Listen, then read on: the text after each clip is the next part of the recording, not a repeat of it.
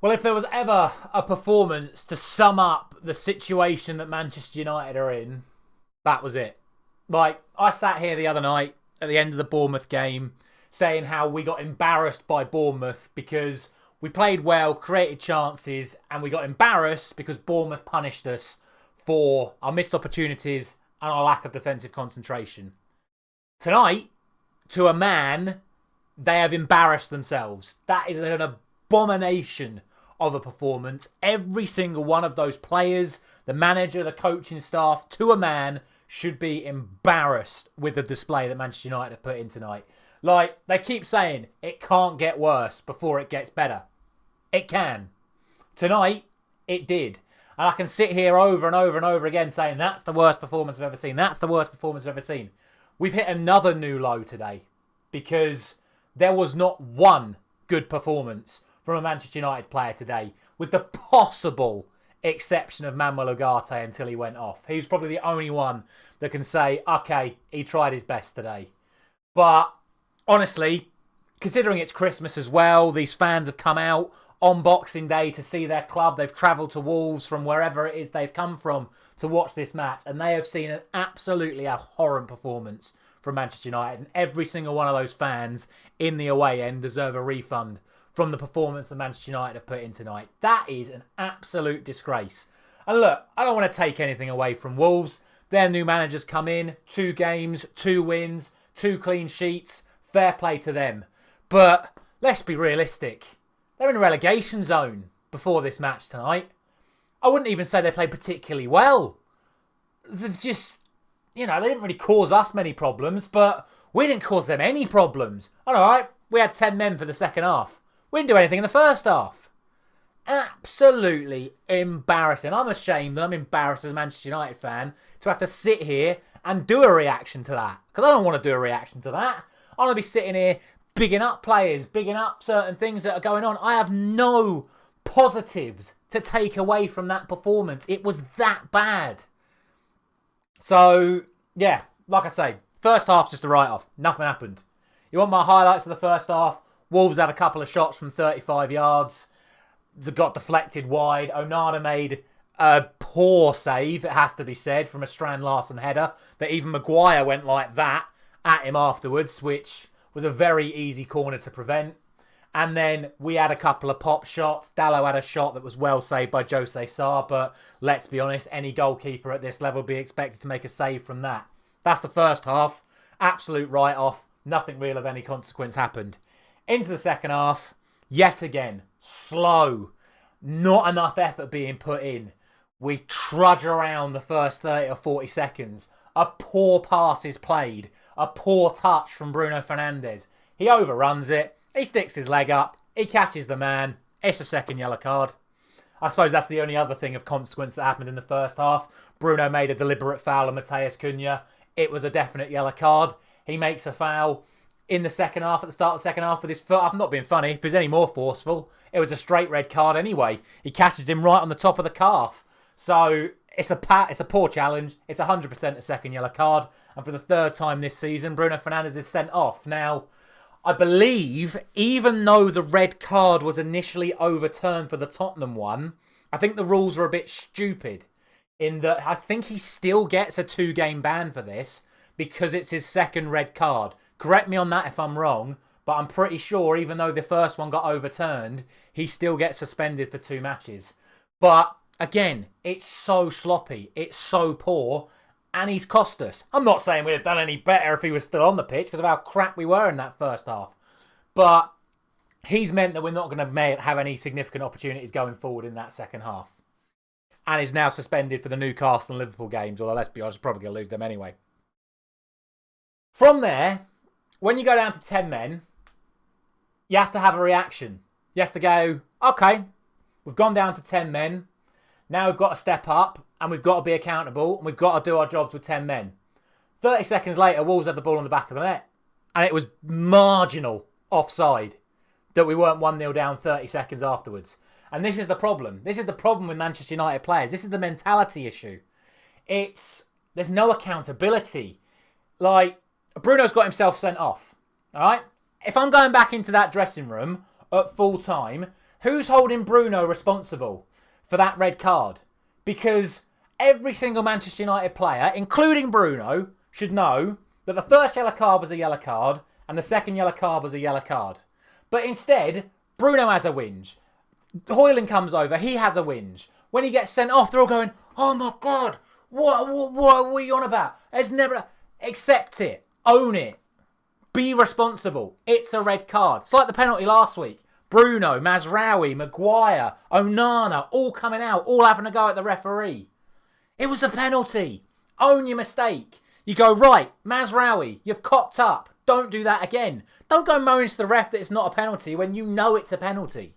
Don't go moaning to the referee because Bruno's been sent off when you know it's a red card. Own it. Be responsible. React to going down to 10 men. But like I said, we nearly conceded after 30 seconds. Thankfully, it was offside.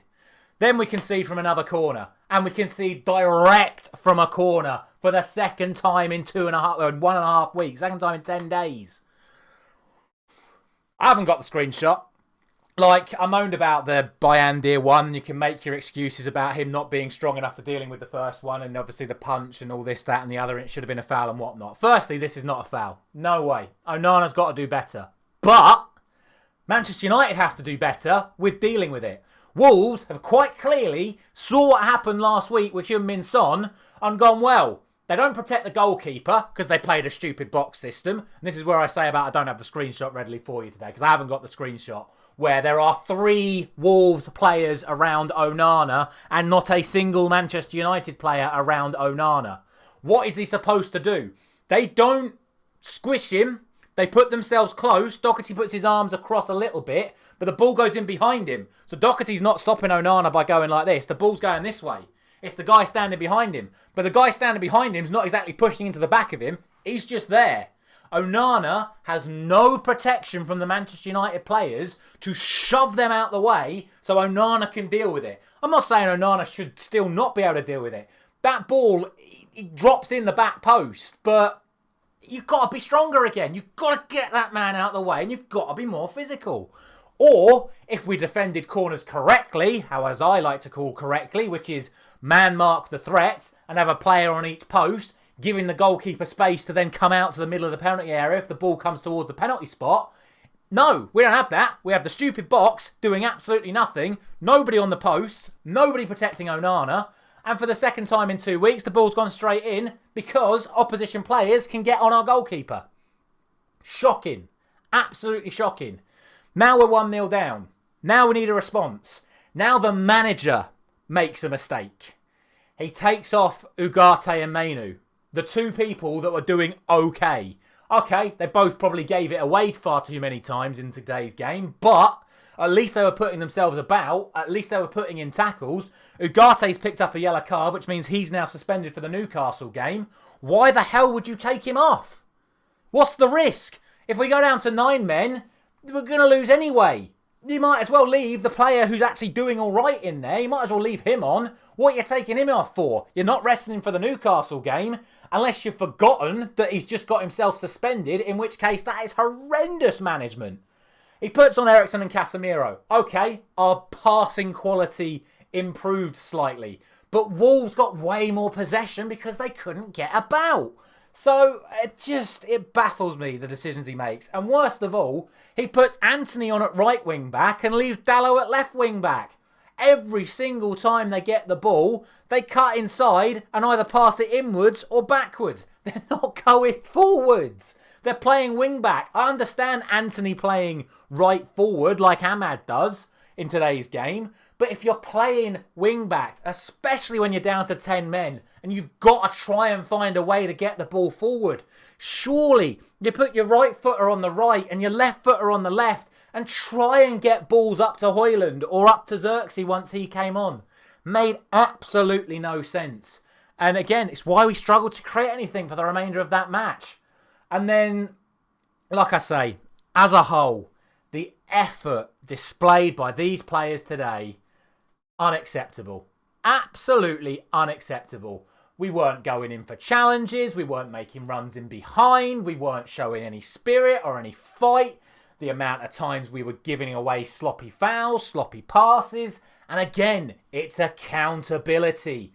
Who is having a go at these players? Amorim was making the odd complaint, but who on that pitch was trying to get them going?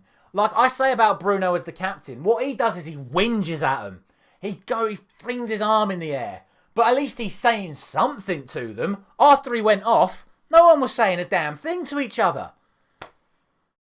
How do you expect to get yourself going? Like, the crowd can only do so much with the away team already, so they're not going to be able to give you the energy you need. You need people on that pitch that are going to get you going.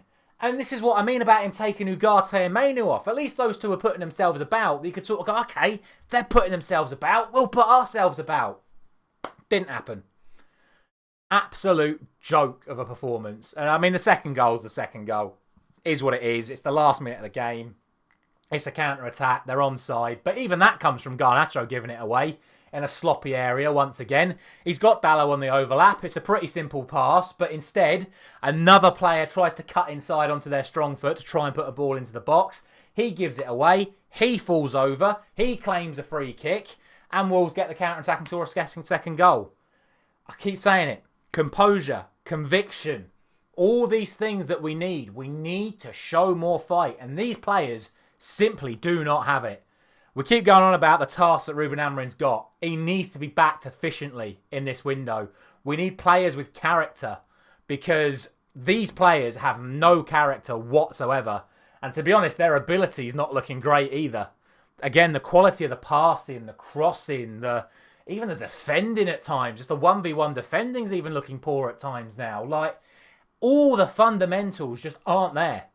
And honestly, this is what I say. Right here, right now, there is not a single Manchester United player I can look at from today's game and go, you know what? They've done all right. I want to see them next week. Like I say, maybe Ugarte. Even Ahmad struggled today. He couldn't really get it going. But he had no one backing him up. So, what are we supposed to do? Our next 3 games are Newcastle at home. They are on fire at the moment. They will batter us. After that, we have Liverpool at Anfield. They've already killed us at home. Now we've got to go to them. All right, they've not played yet. They're about to play Leicester and they're probably going to kill them. They put 6 past Spurs last week. And now we've got to go to Anfield and they're top of the league, top of the Champions League, and they're well up for it. So they'll kill us. And then after that, we've got Arsenal at the Emirates again in the FA Cup. If we get anything out of the next 2 weeks, I will consider it a miracle. The way I see it, we have no chance against Newcastle, no chance against Liverpool, no chance against Arsenal. We are in 14th in the Premier League. We have just lost to a side in the relegation zone after being embarrassed 3-0 at home to Bournemouth with 3 of the toughest fixtures possible right now to come up. It is going to be a very, very long week for Manchester United fans and players, and they've got to figure something out because we cannot go into these next 3 games with that level of attitude because I can guarantee you it'll be a lot worse than 2-0 against the sides we've got coming up in the next few weeks. As always, let me know your thoughts down in the comment section below. Thank you very much for watching. I'll see you very soon.